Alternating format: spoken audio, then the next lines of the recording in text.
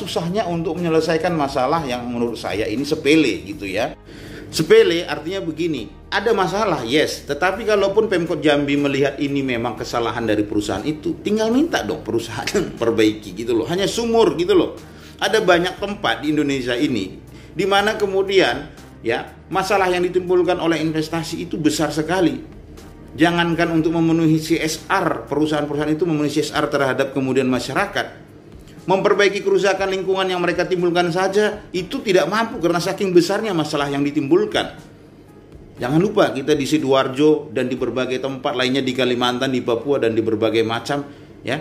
Itu banyak terjadi yang itu masalahnya sangat-sangat besar bahkan rumit untuk diselesaikan sekelas pemerintah kota. Lah kalau ini hanya satu rumah, sulitnya di mana? Apakah begitu sulit telinga merasa nyawanya terancam pasca bocornya chat WA jubir Pemkot Jambi, Syarifah ngadu ke presiden. Sebelum kita mulai, silakan klik tombol subscribe terlebih dahulu agar tidak ketinggalan info menarik lainnya. Syarifah Fadia Alkaf, siswi SMP di Jambi, meminta bantuan perlindungan ke Presiden Jokowi. Hal ini lantaran dirinya merasa terancam dan ketakutan usai chat juru bicara Pemkot Jambi Abu Bakar bocor ke publik dan menyebut SFA harus diberi efek jera hingga membuatnya terguling-guling. Itu diketahui ketika Abu Bakar yang juga Kadis Kominfo Kota Jambi ini mengomentari video permintaan maaf Syarifah Fadia ke Wali Kota Jambi Syarif Fasa dan Pemkot Jambi di grup WA Pemkot Jambi. Jubir Pemkot Jambi Abu Bakar ini menuding Syarifah masih angkuh dan tidak menyesal dan bersalah. Dituliskan Abu Bakar, Syarifah seharusnya preskon via media massa untuk meminta maaf secara terbuka kepada seluruh ASN Pemkot Jambi. Masih tampak angkuhnya, tak tampak seperti orang menyesal dan bersalah. Mestinya dia preskon via media massa, minta maaf secara terbuka kepada semua ASN Pemkot telah dia fitnah.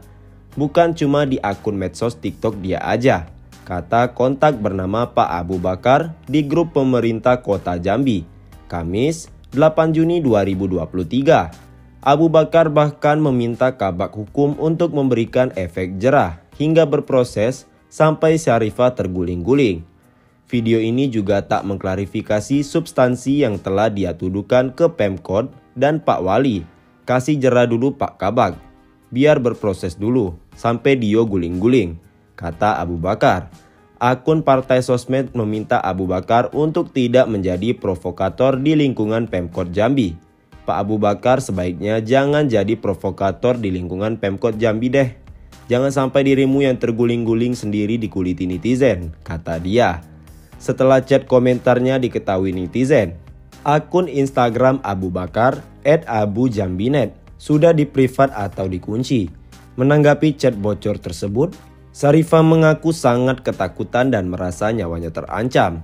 Hal ini diungkapkannya di akun TikTok @fadiaalkaf. Bahkan, Syarifah meminta bantuan kepada Presiden Jokowi dan Menko Polhukam Mahfud MD.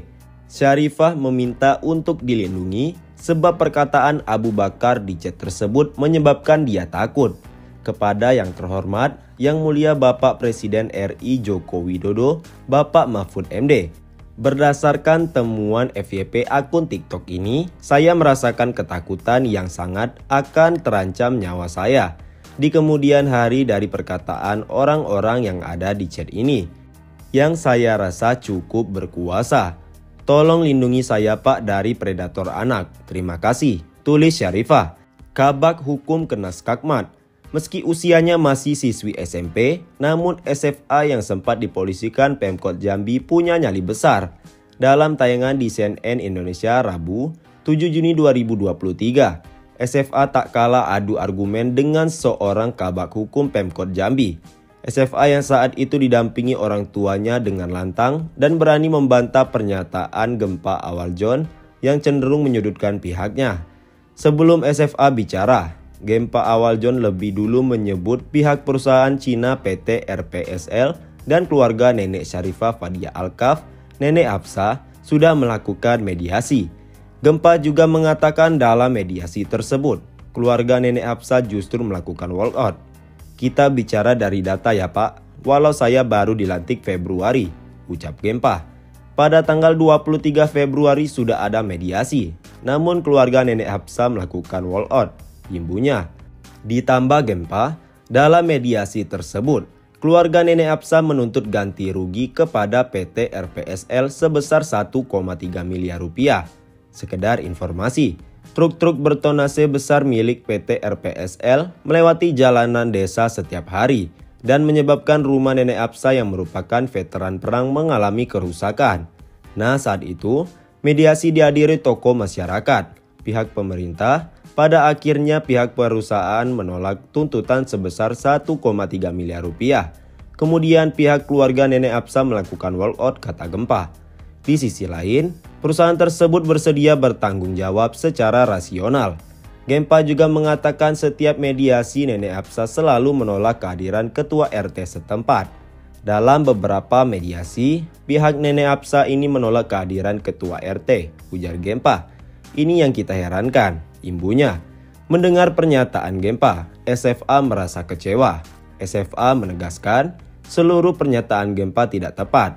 Dengan tegas, SFA kemudian membeberkan fakta yang sebenarnya.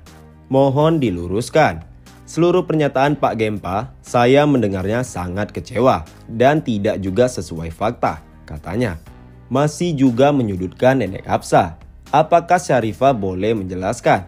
Jadi 1,3 miliar rupiah yang selalu dikatakan dan mediasi 3 kali, lalu pihak keluarga Nenek Hapsah walkout kurang tepat. Imbunya, di mediasi pertama hanya berlangsung 20 menit, yang mana pihak Nenek Hapsah dan pihak perusahaan harus melengkapi data-data.